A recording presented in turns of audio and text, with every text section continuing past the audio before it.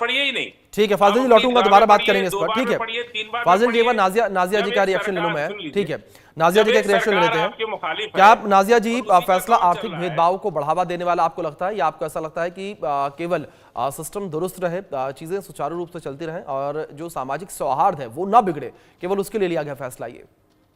नहीं, मुझे तो लगता सिस्टम है ठीक से चल रहा है, ये देखिए सिस्टम तो ऐसा फाजिल जी हो ठीक गया है, है कि फाजिल जी मेरी नाजिया बात जी तो से सवाल कंटिन्यू पूछा है। जाए, फाजिल ये जी बोलते लौटूंगा ही आपके पास, रहेंगे। नाजिया जी से सवाल पूछा है। नाजिया जी। देखिए, मुझे ऐसा लगता है कि कहीं ना कहीं सरकार मुसलमानों को सही इस्लाम समझाने और बताने की कोशिश कर रही है जी और इस्लाम के हिसाब से चलवाने की कोशिश कर रही है। हमारे कुरान के सूरह अन-निसा के आयत 43 में जाइएगा, जहां पर नमाज अदा करने के लिए बताया गया है कि बहुत ही पवित्र जगह होनी चाहिए। हमारे देश में 8 लाख से ऊपर मस्जिदें हैं, 3 लाख एक्टिव मस्जिदें हैं। जी उसके अलावा कई मस्जिदें हैं जो नॉन रिकॉग्नाइज्ड हैं। लाखों लाख ईदगाहें हैं, इमामबाड़ा है, मज़ारे हैं, मदरसे हैं। तो उसमें नमाज क्यों नहीं पढ़ रहे हो भैया? तुम रोड पर दबंगई दिखाने के लिए नमाज क्यों पढ़ोगे? जी आप हदीस में जाइए, शरिया में जाइए, हर एक जगह ये बात कही गई है कि आपको नमाज पाक और मुकद्दस जगह पे पढ़ना है। और बिल्कुल धर्मगुरु जी ने सही कहा कि रोड पर तो चप्पल पहन करके आदमी चलता है, हगना मुतना भी हो जाता है, लोग उल्टियां कर देता है, नाली गटर कचड़ा होता है। तो आप ऐसी अपवित्र जगह पर अपनी नमाज अदा कैसे करेंगे? अब जी आती है हमारे बड़े भाई अब्बा समान फाजिल भाई ने कहा कि जहां भारतीय जनता पार्टी की सरकार है वहां नमाजों पे आड़ा डाला जा रहा है। लेकिन ये मेरे हाथ में कल परसों का जजमेंट है। ये मैं कोलकाता में बैठी हुई और तृणमूल कांग्रेस मुझे टीपू सुल्तान मस्जिद में नमाज नहीं पढ़ने दे रहा है, तो मुझे कलकत्ता हाई कोर्ट जाना पड़ा। वहां से जज साहब से अनुमति लेनी पड़ी कि कृपया मुझे जजमेंट दीजिए कि मैं टीपू सुल्तान मस्जिद जा करके अपनी ईद की नमाज अदा कर सकूं। 3 दिन से मैं पीछे पीछे भाग रही हूँ मुतवल्ली के कि आप मुझे परमिशन दीजिए। वो कभी टॉलीगंज भाग जा रहे हैं, वो कभी छुप जा रहे हैं, वो कभी झाड़ दे रहे हैं, वो कभी गालियां परोस दे रहे हैं कि हम औरत को मस्जिद में एंटर नहीं करने देंगे। क्यों भाई?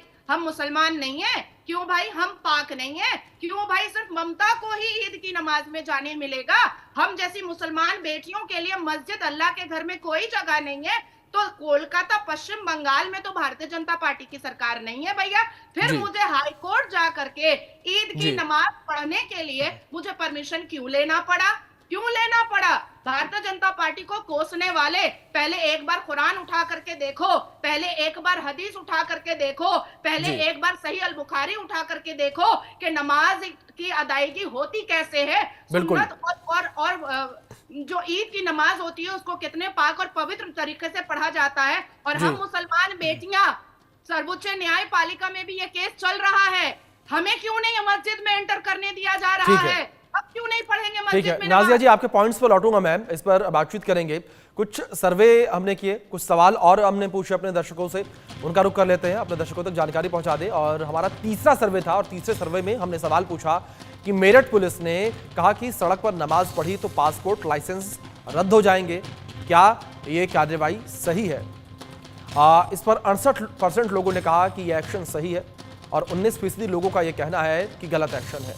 दूसरी ओर 12% लोग ये कह रहे हैं कि बेहद कड़ा फैसला लिया गया है और 1% लोगों का ये मानना है कि कुछ कह नहीं सकते इस विषय पर, यानी कि 1% लोग थोड़ा कंफ्यूज नजर आए।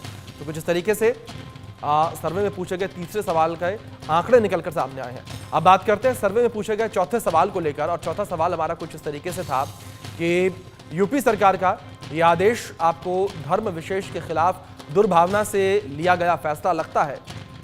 इसमें 27% लोगों का कहना है कि हाँ, ये दुर्भावना से लिया गया फैसला है, लेकिन बड़ा वर्ग ये कह रहा है कि नहीं, यानी कि 64% लोगों का मानना है कि नहीं, दुर्भावना से लिया गया फैसला ये नहीं है। और 9% लोग कह रहे हैं कि कुछ कह नहीं सकते इस विषय पर। तो कुछ इस तरीके से ये आंकड़े निकलकर सामने आए हैं। और इन्हीं आंकड़ों के साथ मैं एक बार फिर से रुख करूंगा प्रदीप तिवारी जी का, सीनियर जर्नलिस्ट हैं, हमारे साथ बने हुए हैं।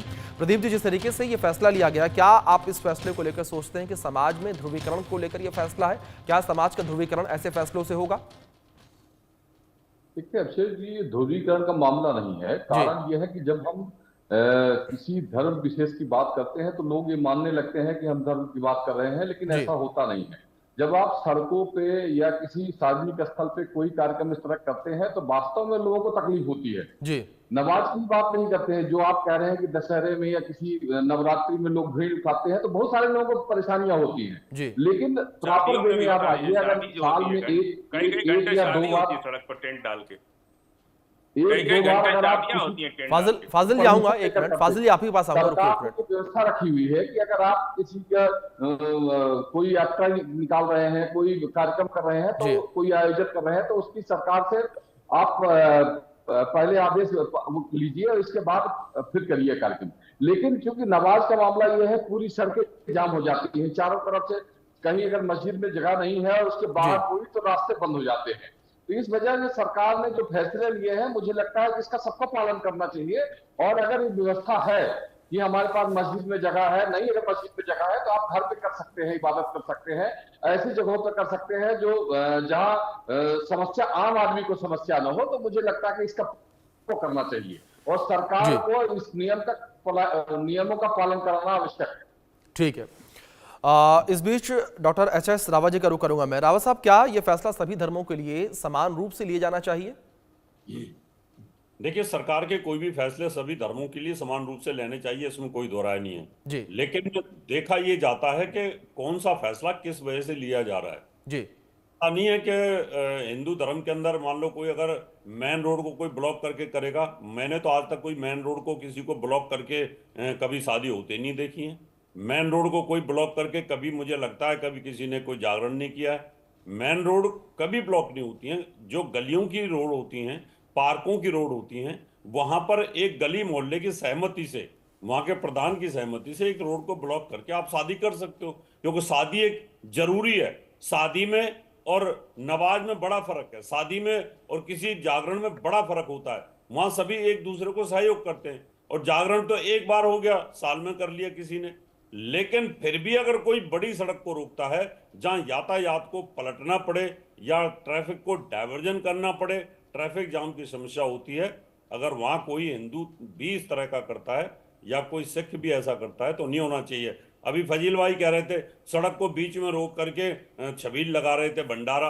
अरे भैया, आज तक कहीं दिखा दो किसी ने बीच सड़क पर रोक करके किसी ने भंडारा लगाया हो। आप इस्लामिक स्कॉलर होकर के झूठ इतनी बोलते हो, कहीं आपने देखा है? सड़क के किनारे जरूर छबील लगी होती हैं, सड़क के किनारे भंडारे लगे होते हैं। उन भंडारों में कोई लाइन लगा करके अगर कोई भंडारा ले रहा है, अपना पेट भर रहा है गरीब आदमी, तो उसमें कौन सी बुराई, उसमें कौन सा ट्रैफिक जाम हो जाता है?